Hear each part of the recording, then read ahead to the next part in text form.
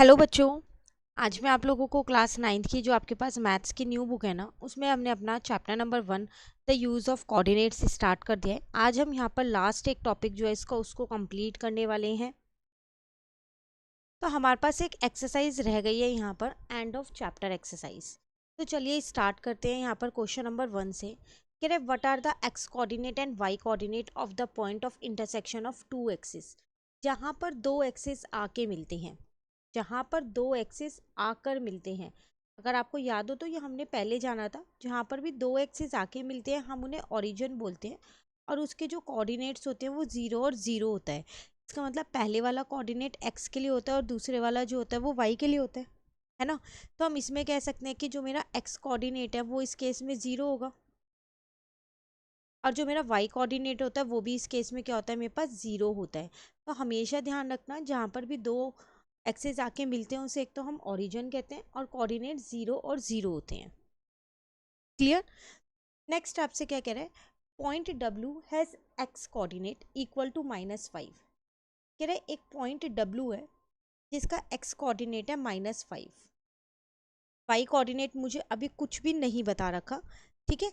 आगे क्या कह रहा है, can you predict the coordinates of point H which is on the line through W parallel to Y axis. कह रहे क्या आप प्रिडिक्ट कर सकते हो एच पॉइंट के कोऑर्डिनेट जो कि कौन सी लाइन पे है, उस लाइन पे है जो लाइन W से जा रही है और पैरेलल टू वाई एक्सिस है, और किस क्वाड्रेंट में एच लाई कर रहा है वो भी आपको यहाँ पर बताना है। तो दो चीज़ें आपको यहाँ बतानी है, और W के भी मुझे पूरे पॉइंट्स नहीं दे रखे हैं, सिर्फ एक्स वाला दे रखा है, वाई वाला मुझे फाइंड करना है। तो हम क्या करते हैं, पहले यहाँ पर अपने क्वाड्रेंट्स बना लेते हैं। हमें पता है टोटल हमारे पास 4 क्वाड्रेंट्स होते हैं, तो हम उसको ड्रॉ करते हैं पहले। तो अपने ब्लैंक पेज पे एक बार हम इसको ड्रॉ करते हैं। यहाँ पर हमने सीखा था कि हमारे पास ये 4 क्वाड्रेंट्स होते हैं। यहाँ पर वाई एक्सिस प्लस का होता है, यहाँ पर हमारे पास एक्स एक्सिस प्लस का होता है, ठीक है। यहाँ पर एक्स एक्सिस नेगेटिव होता है हमारे पास, और यहाँ पर वाई एक्सिस नेगेटिव होता है। क्लियर। ये मेरा ओरिजिन हो गया। ये क्वाड्रेंट 1 है, ये क्वाड्रेंट 2 है, ये क्वाड्रेंट 3 होता है, और ये क्वाड्रेंट 4 होता है। अब वो मुझसे क्वेश्चन में क्या कह रहे हैं यहाँ पर कि एच जो है वो उस पॉइंट पे लाई कर रहा है जो डब्ल्यू से पास होके जा रही है और जो वाई एक्सिस के पैरेलल है, ठीक है। और डब्ल्यू का एक कोऑर्डिनेट मुझे यहाँ पर उन्होंने पहले से ही दिया था -5। वाई कोऑर्डिनेट मेरे को नहीं दे रखा था, तो मैंने क्या किया, यहाँ पर पहले माइनस वाले नंबर्स लिख लिए एक्स के। तो इसके पैरेलल मैंने वाई एक्सिस, ये वाली लाइन है मेरी वर्टिकल लाइन है ना, तो इसके पैरेलल मैंने यहाँ -5 से ही एक लाइन बना ली। क्लियर।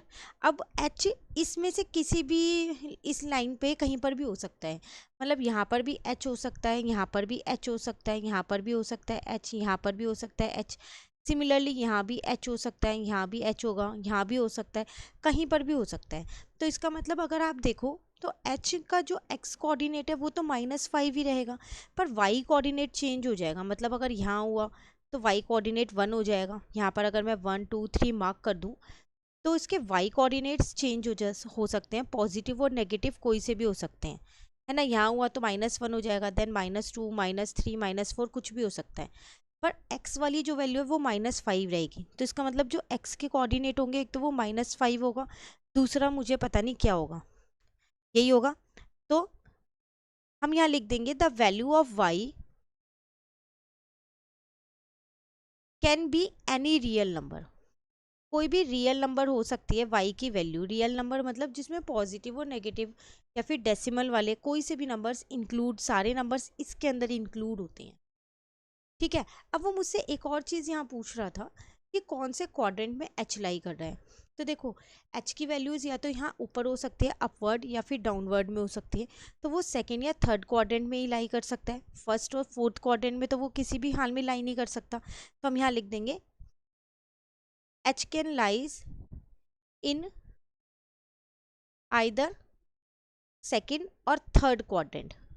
डिपेंड करता है किसमें, वैल्यू ऑफ वाई। अगर उसकी वाई की वैल्यू नेगेटिव हुई तो वो थर्ड क्वाड्रेंट में लाई करेगा, और अगर वाई की वैल्यू पॉजिटिव हुई तो वो सेकेंड क्वाड्रेंट में लाई कर देगा। ठीक है।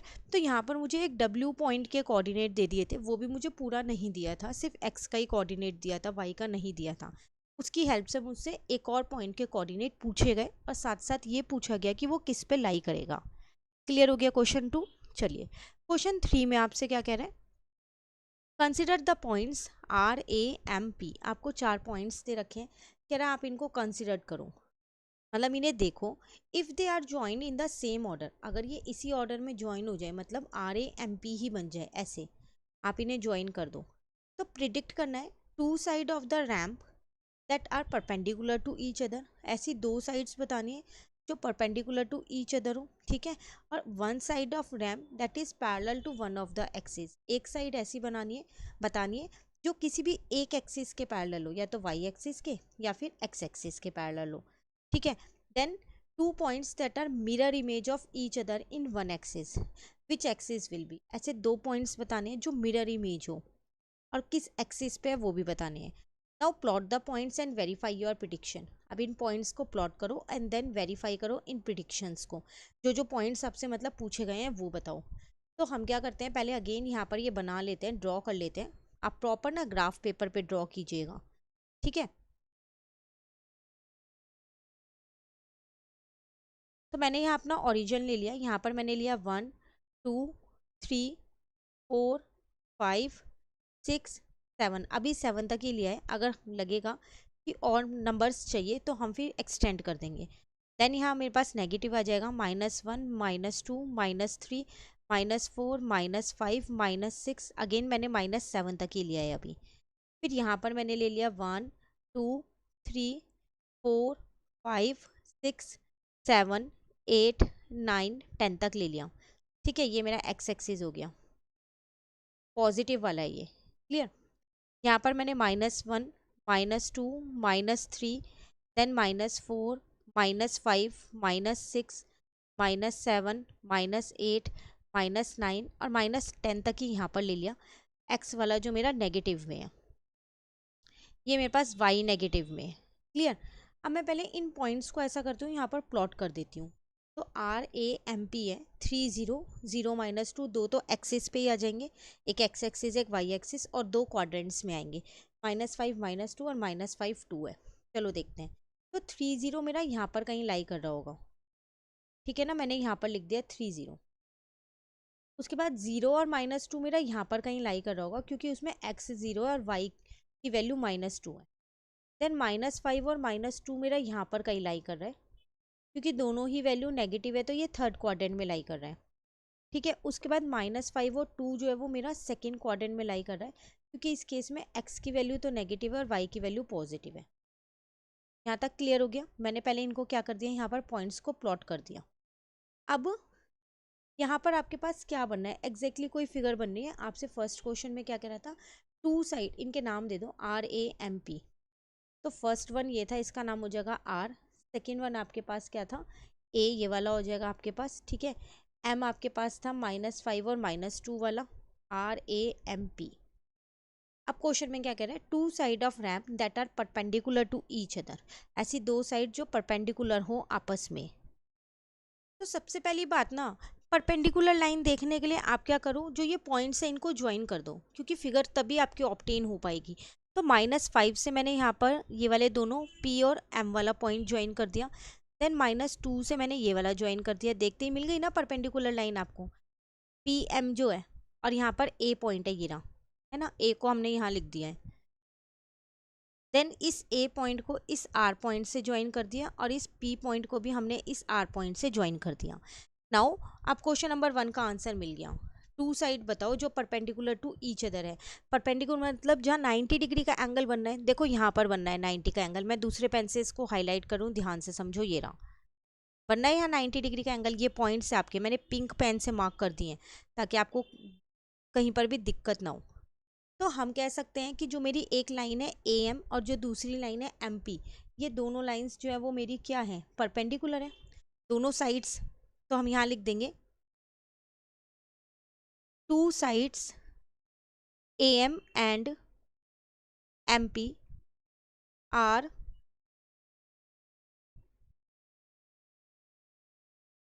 Perpendicular to each other. ठीक है, फर्स्ट क्वेश्चन का आंसर मिल गया।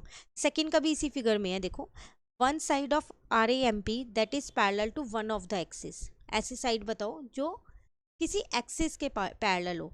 जैसे ए एम जो है वो एक्स एक्सिस के पैरेलल है और एम पी जो है वो वाई एक्सिस के पैरेलल है। पैरेलल मतलब वो साइड्स जो कभी भी मिलेंगी नहीं और जिनका गैप इक्वल होता है। तो हम लिख सकते हैं सेकंड वाले का answer, A M parallel to x axis है, ठीक है। और दूसरी एक और साइड थी हमारे पास M P, parallel to Y axis है। तो सेकंड वाले का आंसर भी फिगर में से मिल गया। अब थर्ड वाले पे आ जाओ। Two point that are mirror image of each other in one axis, which axis will this be. वो दो पॉइंट जो मिरर इमेज हो किसी एक एक्सिस में, और वो एक्सिस कौन सा है वो भी आपको यहाँ पर बताना है। तो सबसे पहली बात ना, मिरर इमेज पता होनी चाहिए क्या होता है। देखो, मिरर इमेज का मतलब है, वैसे देखा जाए तो बिल्कुल सेम चीज़। मिरर इमेज, आप अपनी इमेज मिरर में देखते हो तो सेम ही होती है ना, आप अपना फेस देखते हो तो। बट यहाँ पर क्वाड्रेंट्स के केस में मिरर इमेज या फिर कोऑर्डिनेट्स के केस में मिरर इमेज का मतलब क्या होता है, आपके पास जितना आप डिस्टेंस एक साइड से कवर कर रहे हो, मतलब जितना अगर आप अपवर्ड कवर कर रहे हो उतना ही आप डाउनवर्ड कवर करो, या फिर जितना आप राइटवर्ड कवर कर रहे हो उतना ही आप लेफ्टवर्ड कवर करो, उसको बोलते हैं मिरर इमेज, सेम डिस्टेंस। तो अगर आप यहाँ पर ध्यान से देखो तो यहाँ से P तक आप इतना डिस्टेंस कवर कर रहे हो 2 यूनिट्स का। सिमिलरली इसी पॉइंट से आप M तक भी 2 यूनिट्स का ही डिस्टेंस कवर कर रहे हो। तो P और M जो है वो क्या है, ये ऐसे दो पॉइंट है जो मिरर इमेज के पॉइंट्स हैं। क्यों? क्योंकि जितना ऊपर है उतना ही नीचे है, दोनों -5 2 और -5 -2। और एक्स एक्सिस पे है, क्योंकि वो आपसे पूछ रहा था कौन से एक्सिस पे है ये, तो आपको बताना है कि ये एक्स एक्सिस पे है। तो आपसे एग्जाम में कोई से भी पॉइंट का पूछ सकता है, या कोई से भी आपको 3-4 पॉइंट्स दे देगा और उसमें पूछेगा मिरर इमेज बताओ। तो आप चेक करना जिन दो पॉइंट्स का डिस्टेंस सेम होगा, या तो अपवर्ड और डाउनवर्ड में या राइटवर्ड और लेफ्टवर्ड में, तो वो आपके मिरर पॉइंट्स होंगे, मिरर इमेज पॉइंट्स। तो उसको भी हम यहाँ पर लिख देते हैं अपने थर्ड पॉइंट को। तो हमने यहाँ लिख दिया M and P are mirror image, और कौन से एक्सिस में, इन दी एक्स एक्सिस में है। क्लियर हो गया क्वेश्चन नंबर 3 पूरा। चलिए अब आ जाते हैं हम अपने क्वेश्चन नंबर 4 पे। इसमें आपसे क्या कह रहा है, plot point Z 5 -6 on Cartesian plane. Again आपको ये दोबारा ड्रॉ करना है, उसमें ये जेड पॉइंट को प्लॉट कर देना है। Now construct a right angle triangle IZN। इसी पॉइंट की हेल्प से एक पॉइंट आपको मिल गया, बाकी के दो पॉइंट्स हो रहे हैं, आपको एक राइट एंगल ट्राइंगल कंस्ट्रक्ट करना है। देन उसके बाद आपको क्या करनी है, उनकी जो 3 साइड होगी ट्राइंगल की, तीनों साइड की लेंथ निकालनी है। देखो यहाँ पर आपसे कह रहे हैं आंसर में differ from person to person, इसमें आंसर सबका अलग अलग हो सकता है, क्योंकि आपको सिर्फ एक पॉइंट दिया, बाकी के दो पॉइंट्स आप खुद ही लेने वाले हो, है ना। तो सबके आंसर्स अलग अलग इस केस में हो सकते हैं। तो चलिए हम पहले क्या करते हैं, एक बार अपना कार्टेशियन प्लेन ये बना लेते हैं। तो मैंने यहाँ ओरिजिन ले लिया 0, यहाँ पर ले लिया 1 2 3 4 5 6 7 और 8, ठीक है। यहाँ लिया है 1 2 -1 -2 -3 -4 -5 -6 तक ही लिया है अभी। देन यहाँ पर 1 2 3 4 5 6 7 8 9 10। सिमिलरली यहाँ ले लिया -1 -2 -3 -4 -5 -6 तक ले लिया है। सब जगह आप एक्स एक्सिस वाई एक्सिस ज़रूर लिख देना।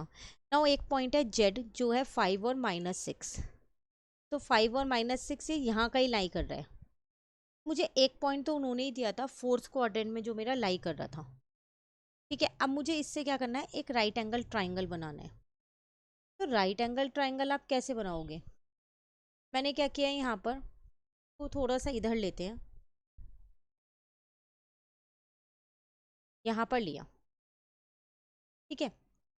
अब तब आप कोई सा भी ट्राइंगल यहाँ पर बना सकते हो। मतलब अगर देखो मैं यहाँ 6 से लेती हूँ और यहाँ पर मैं 5 से लेती हूँ, और मैं इस 6 वाले पॉइंट को और इस 5 वाले पॉइंट को ज्वाइन कर देती हूँ, तो भी मेरा एक राइट एंगल ट्राइंगल ही बनना है यहाँ पर 90 डिग्री का। आप सोच रहे होंगे हमने 5 पे ही क्यों ज्वाइन किया। आप इसको थोड़ा छोटा भी ले सकते हो, मतलब आप ऐसे भी ले सकते हो। अगर मैं इसको फिलहाल के लिए एक बार इरेज कर दूं,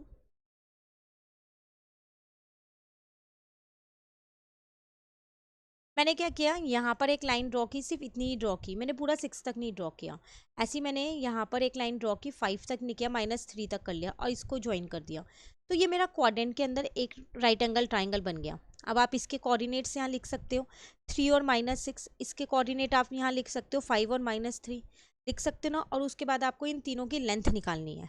तो देखो, अगर आप बीच में लेते हो तो लेंथ निकालने के लिए जो डिस्टेंस फॉर्मूला है या फिर जो लेंथ निकालने वाला फॉर्मूला हमने अपने चैप्टर में सीखा था, वो आपको यहाँ लगाना पड़ेगा, ठीक है।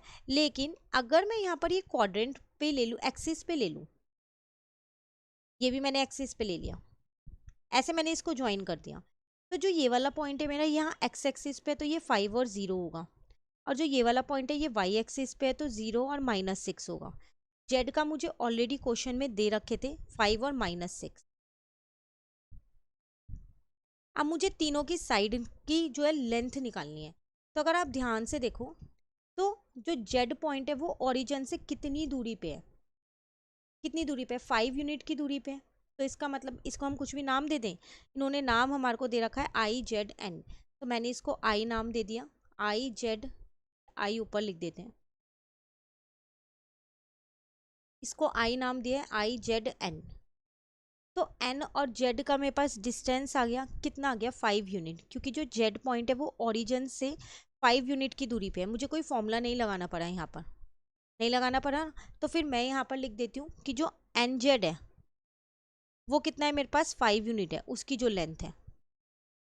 सिमिलरली अगर मैं यहाँ से जेड और आई का डिस्टेंस देखूँ, जेड आई, इसका डिस्टेंस देखूँ, तो कितना होगा इसका डिस्टेंस, 6 यूनिट का डिस्टेंस है। तो यहाँ पर आ जाएगा 6 यूनिट्स, क्योंकि 5 और 5 कोऑर्डिनेट तो सेम है ना मेरे पास, है ना। अब मेरे पास रह गया कौन सा निकालना, आई और एन। आई और एन का कितना डिस्टेंस है, तो ये वाला डिस्टेंस मेरा कितना आ गया, यहाँ पर 5 यूनिट आ गया, और ये वाला डिस्टेंस 6 यूनिट आ गया। तो क्या मैं इसमें पाइथागोरस थ्योरम लगा सकती हूँ। जब मैं इसमें पाइथागोरस थ्योरम लगाऊंगी तो मेरा आई एन निकल के आ जाएगा, ठीक है। तो चलो पाइथागोरस थ्योरम लगाते हैं। तो ये मेरी हाइपोटेन्यूज हो गई, ये परपेंडिकुलर हो गया और ये बेस हो गया।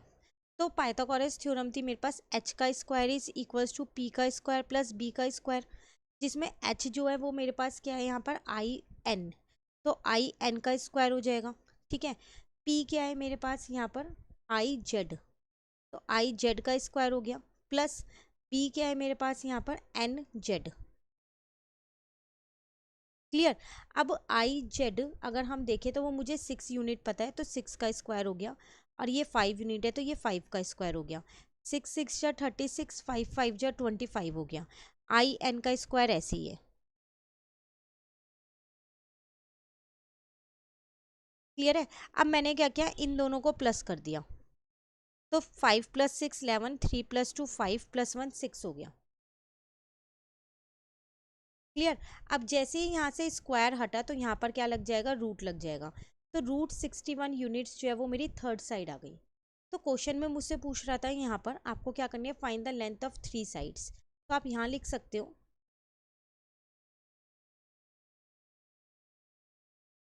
लेंथ ऑफ 3 साइड्स आर, कौन कौन सी 3 साइड ली हैं आपने, एक आई जेड लिया है जो 6 यूनिट्स था आपके पास, एक एन जेड लिया जो आपके पास 5 यूनिट्स था, ठीक है, और एक आई एन लिया जो आपके पास √61 यूनिट्स आए हैं। क्लियर हो गया। अब अगर आप बीच में कहीं पर भी बनाते हैं अपना ये राइट एंगल ट्राइंगल, तो निकल उस केस में भी जाता, लेकिन उस केस में जो हमने डिस्टेंस फॉर्मूला सीखा था, साइड की लेंथ निकालने का फॉर्मूला सीखा था, x1 x2 - x1 का whole square plus y2 - y1 का होल स्क्वायर, वो फॉर्मूला लगा के आपको निकालना पड़ता। तो अगर आप ओरिजिन पे लोगे तो थोड़ा आसान रहेगा, बीच में कहीं लोगे तो फॉर्मूला लगा के निकाल लेना, उससे भी जाएगा आपका। क्लियर। चलिए क्वेश्चन नंबर 5 पे आते हैं। इस क्वेश्चन में आपसे यहाँ पर क्या कह रहे हैं, what would a system of coordinate be like if we do not have a negative numbers? Would this system allow us to locate all the point on 2D planes?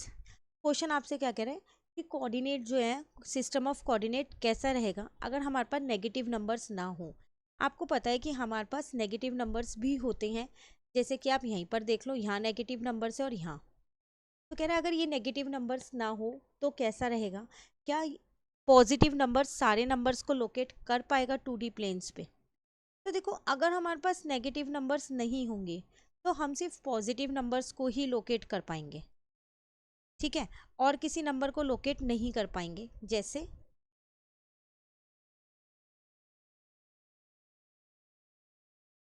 मैं क्या करती हूँ, अगेन मैं अपना यहाँ पर एक क्वाड्रेंट बना लेती हूँ। एक ही बन पाएगा क्योंकि नेगेटिव नंबर्स मेरे पास नहीं है।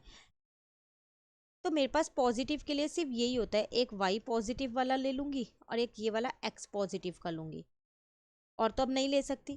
तो ओरिजिन हो गया 0, यहाँ हो गया 1 2 3 4 5 6 7 तक ले लिया।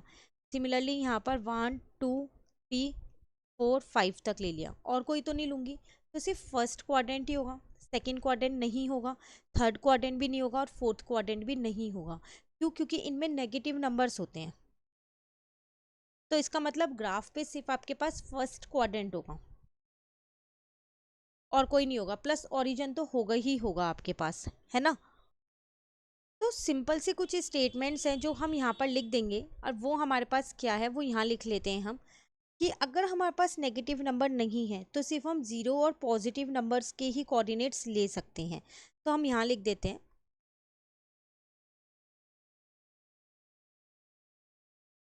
If we did not have negative numbers, अगर हमारे पास नेगेटिव नंबर्स नहीं होंगे, then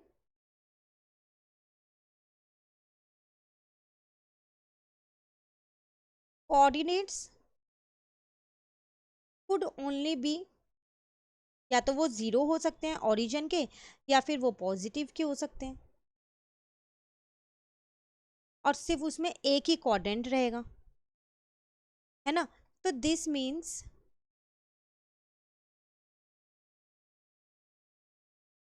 we could locate points only इन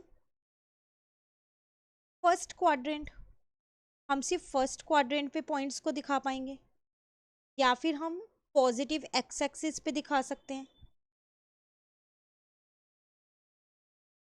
तो positive part of x axis, या फिर हम positive part of y axis पे दिखा सकते हैं, जिसमें एक्स की वैल्यू 0 हो जाएगी, positive part of y axis, ठीक है, या फिर हम ओरिजिन पे दिखा सकते हैं। फोर्थ वन इज, या फिर हम ओरिजिन पे दिखा सकते हैं, और कहीं तो नहीं दिखा सकते, ठीक है। तो वो आपसे कह रहा था कि क्या आप सारे पॉइंट्स को लोकेट कर सकते हो, पूछ रहे हैं ना यहाँ पर। Would this system allow us to locate all the point on 2D। तो हम यहाँ लास्ट में एक सिंपल सी स्टेटमेंट और लिख देते हैं, नो, या फिर therefore such a system would not allow us to locate all the points, क्योंकि हम यहाँ नेगेटिव पॉइंट्स को नहीं दिखा पा रहे हैं, इसीलिए all the points on 2D plane. Clear? सिर्फ हम पॉजिटिव पॉइंट्स दिखा सकते हैं जो फर्स्ट क्वाड्रेंट में, या एक्स एक्सिस वाले, या वाई एक्सिस वाले, या ओरिजिन वाले। तो सिंपल सा इसका 2-3 पॉइंट्स का आंसर है। आप इसको यहाँ पर ये दिखा सकते हो कि ये वाले क्वाड्रेंट्स तो हमारे पास है ही नहीं, सिर्फ यही क्वाड्रेंट है, और उसका रीज़न आप यहाँ से ले सकते हो, ये रहा उसका रीज़न, ठीक है। और साथ के साथ लास्ट में एक लाइन आप यहाँ से लिख सकते हो। क्लियर हो गया क्वेश्चन नंबर 5।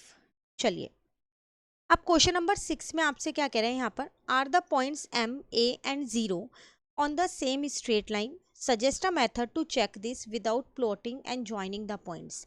कह रहे क्या ये तीनों पॉइंट एक स्ट्रेट लाइन पे लाई करते हैं, स्ट्रेट लाइन मतलब ऐसे लाई कर रहे हैं ये तीनों पॉइंट्स M, A, G।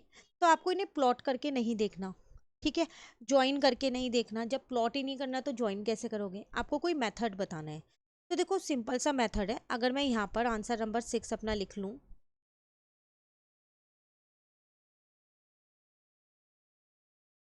तो पहले अगर हम अपने वो 3 पॉइंट्स देखें, हमारे को एम, ए और जी दे रखा था, तो मैंने अपना एम वाला जो है वो लिया -3 और 4, ठीक है। उसके बाद था 0 0 और 6 और 8।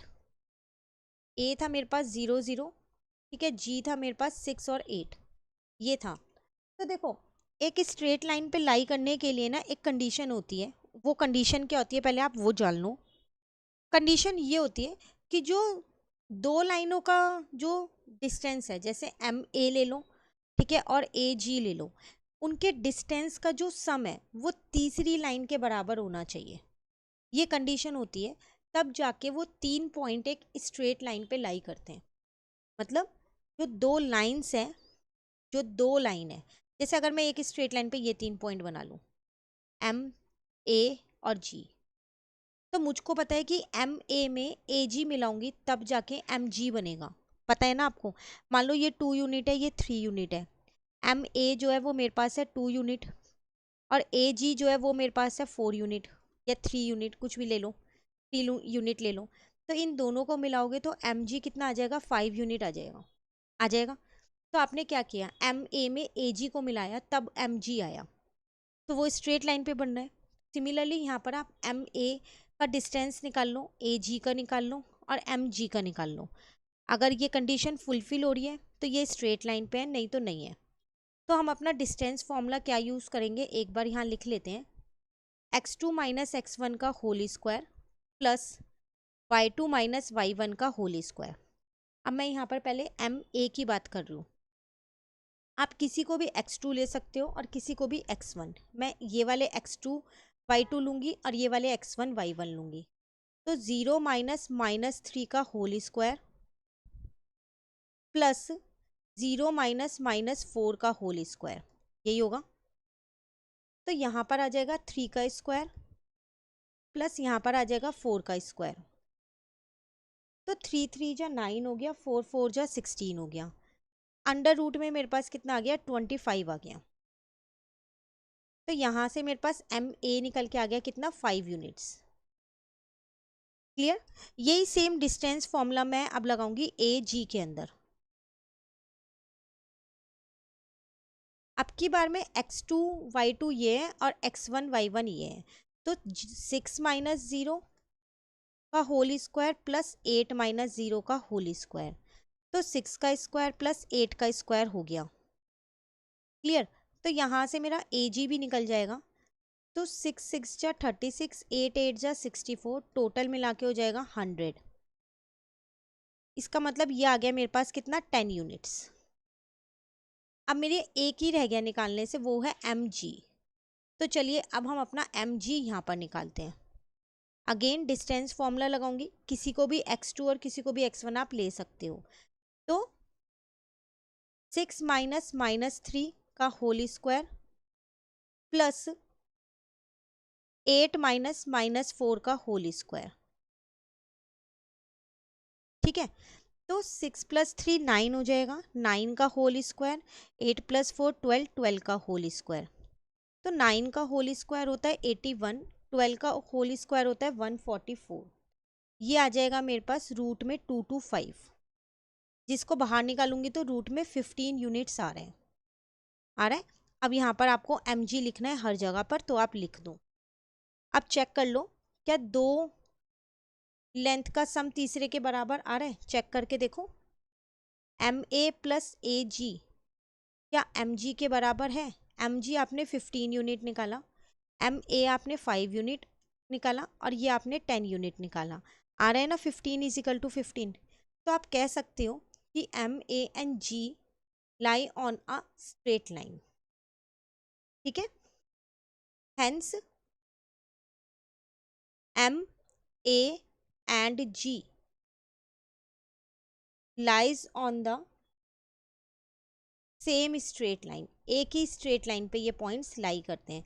बाई चांस अगर ये इक्वल नहीं आता तो इस केस में आप लिख दोगे कि ये एक स्ट्रेट लाइन पे लाई नहीं करते हैं। क्लियर हो गया यहाँ तक। चलिए कंप्लीट हमारा क्वेश्चन नंबर 6 यहाँ पर। आज हम क्वेश्चन 6 तक ही करेंगे। क्वेश्चन नंबर 7 से मैं आपको कल की क्लास में कराऊंगी, ठीक है। अभी इसमें काफ़ी क्वेश्चन है, आई थिंक टोटल 16 क्वेश्चन है। तो 7 to 16 कल की क्लास में कवर कर लेंगे। तो मिलते हैं नेक्स्ट क्लास में। इसके साथ साथ चैप्टर नंबर 2 भी चैनल पे अपलोड होना शुरू हो गया है, तो आप उसे भी साथ साथ कवर करना स्टार्ट कर दीजिए। Thank you.